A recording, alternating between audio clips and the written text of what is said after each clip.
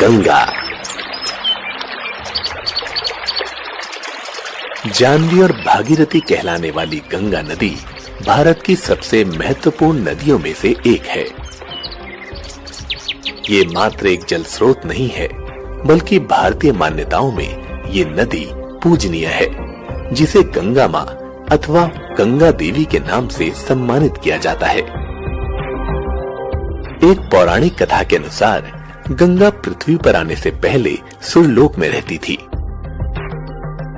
अति प्राचीन समय में पर्वतराज हिमालय और सुमेरु पर्वत की पुत्री मैना की अत्यंत रूपवती एवं सर्वगुण संपन्न 2 कन्याएं थी।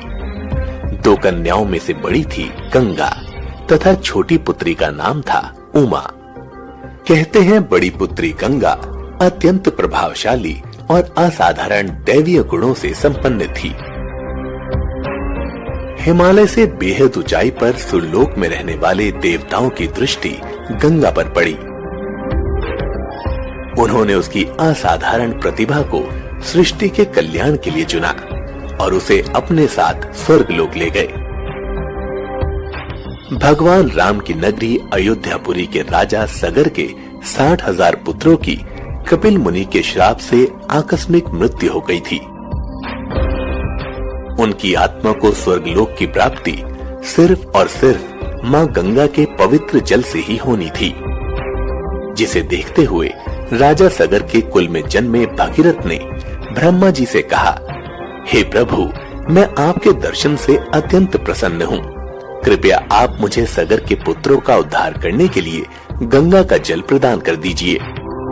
भगीरथ की प्रार्थना सुन ब्रह्मा जी बोले, हे वत्स, गंगा का जल देना मेरे लिए कठिन कार्य है, क्योंकि जब गंगा जी वेग के साथ पृथ्वी पर अवतरित होंगी तो उनके वेग को पृथ्वी संभाल नहीं सकेगी।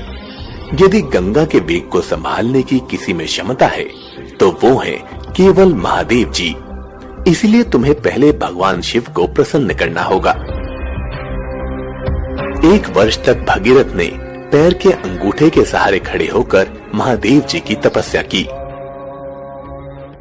उनकी इस कठोर तपस्या से प्रसन्न होकर महादेव जी ने उन्हें दर्शन दिए और बोले, हे परम भक्त, तुम्हारी भक्ति से मैं बेहद प्रसन्न हुआ।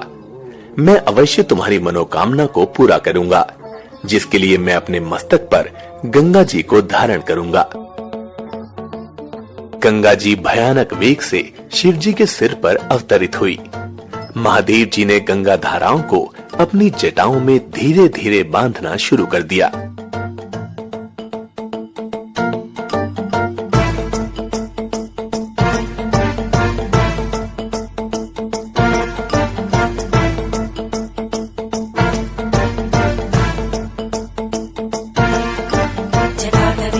जल प्रवाह पावितस्थले घरे वलंब्य लंबिताम्बुजङ्गमालिकां ढमढमढमढमन्निनादमड्डमर्वयं चकार चण्डताण्डवं तनोतु न शिव शिवम्।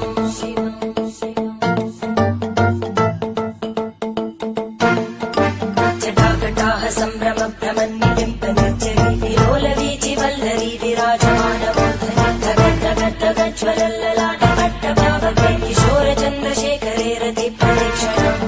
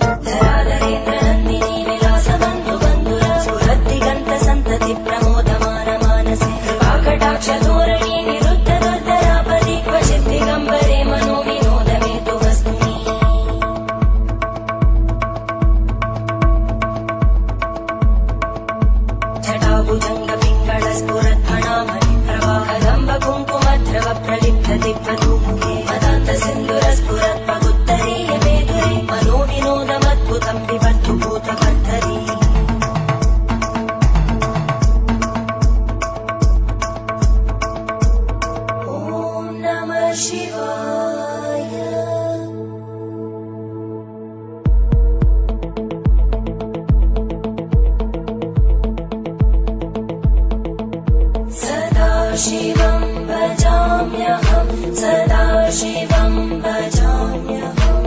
ॐ नमः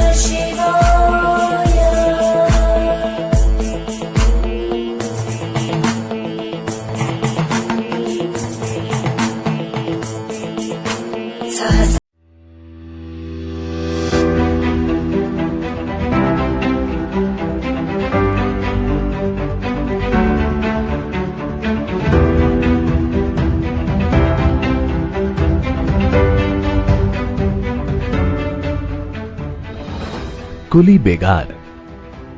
राजनैतिक महत्व, धर्म, इतिहास, विज्ञान एवं अध्यात्म की धाराएं राजनैतिक प्रभाव से ही प्रभावित रहती हैं। परतंत्र भारत में इस बागेश्वर की भूमि में मकर संक्रांति के अवसर पर कुर्मांचल केशरी पंडित बद्रीदत्त पांडे जी के नेतृत्व में हजारों लोगों ने एकत्र होकर राष्ट्र स्वतंत्रता का बिगुल बजाया तथा स्वतंत्रता प्राप्ति तक आंदोलन न छोड़ने का संकल्प लिया। मकर संक्रांति के दिन ही पंडित पांडे के नेतृत्व में 1921 ईस्वी वर्ष में दास्ता का प्रतीक कुली बेगार के दस्तावेजों को संगम में प्रवाहित कर दिया गया। निश्चय ही कुली बेगार, बर्दायश व कुली उतार जैसी कुप्रथाओं के विरुद्ध बागेश्वर में एक सफल आंदोलन हुआ। इस दृश्य ने जनता के मन में राष्ट्र स्वतंत्रता का जोश भर दिया। तभी से बागेश्वर को धार्मिक तीर्थ के साथ ही स्वतंत्रता संग्राम का तीर्थ भी माना जाने लगा। धर्म स्थल से राष्ट्र धर्म के आंदोलन के उज्जवल प्रतिफल से प्रभावित होकर राष्ट्रपिता महात्मा गांधी ने इस क्रांति को रक्तहीन क्रांति घोषित किया। यंग इंडिया पत्र में गांधी ने स्वयं कहा है, ये क्रांति रक्तहीन थी, इसका प्रभाव संपूर्ण था। इस आंदोलन के स्वरूप से प्रभावित होकर ही गांधी जी ने बागेश्वर आने की इच्छा प्रकट की और 1929 ईस्वी में बागेश्वर आकर उन्होंने जनभावनाओं का अभिनंदन किया। तभी से प्रतिवर्ष मकर संक्रांति के अवसर पर पावन संगम तट पर मंच स्थापित कर भिन्न भिन्न दलों के लोग अपनी अपनी राजनीतिक विचारधारा को लोगों के समक्ष प्रस्तुत करते हैं। धार्मिक स्थल से किसी उत्सव के अवसर पर राजनीतिक दलों का विचार विनिमय बागेश्वर में ही दिखाई देता है, अन्यत्र नहीं। निश्चय ही बागेश्वर अपने राजनीतिक महत्व के लिए भी प्रसिद्ध तीर्थ है। क्षेत्रीयता। भारतीय परंपरा में पर्व हमारे धार्मिक, सामाजिक व सांस्कृतिक मान्यताओं के संवाहक तो है ही, लेकिन मकर संक्रांति के अवसर पर सरयू गोमती के संगम में लगने वाला उत्तरायणी का मेला हमारी संस्कृति, स्वाभिमान व लोक संस्कृति का प्रचारक पर्व भी है। मकर संक्रांति समग्र देश में मनाई जाती है, किंतु बागेश्वर सहित समग्र कुमाऊं क्षेत्र में घुघुती त्यार के रूप में ये पर्व मनाया जाता है। प्रतीक के रूप में घुघुत की माला बनाकर कौवे को आमंत्रित करना हमें पर्यावरण संकलन व संरक्षण का संदेश देता है।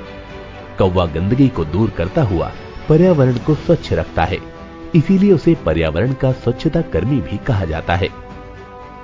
मीठे आटे से घुघुतों का निर्माण भी मांसाहार त्याग कर शाकाहारी बनने का संदेश देता है।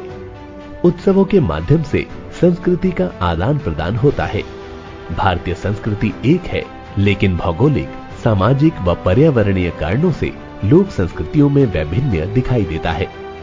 उत्तरायणी के अवसर पर कत्यूर, दानपुर, दारमा, जोहार सहित विभिन्न क्षेत्रों के कलाकार यहाँ आकर अपने अपने कला सौंदर्य व प्रेम को प्रस्तुत करते हुए लोक संस्कृति का प्रचार करते हैं तथा विभिन्न स्थानों पर उत्तरायणी का मेला होने लगा है।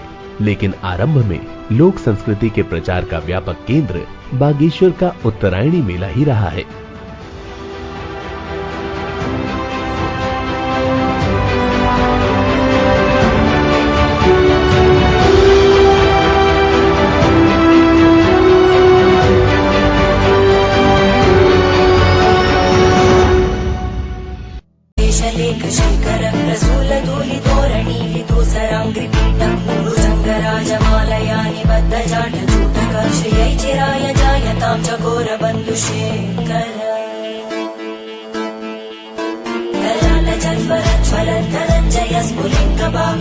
पंचसायकं नमन्निलिम्पनायकं सुधामयूखलेखया विराजमान शेखरं महाकपालि सम्पदे शिरोजटालस्तुता।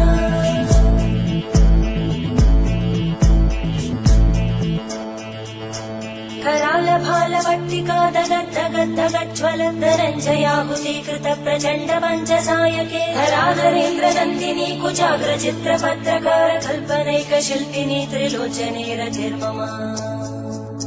नवीनमेघमण्डली निरुद्धदुर्गरस्फुरद्गूनिशीतिनी तमप्रबन्धबद्धकन्दर निलिम्बनिर्झरीधरस्तनोतु कृत्तिसिन्धुर कलानिधानबन्धुर श्रियं जगद्गुरन्दर।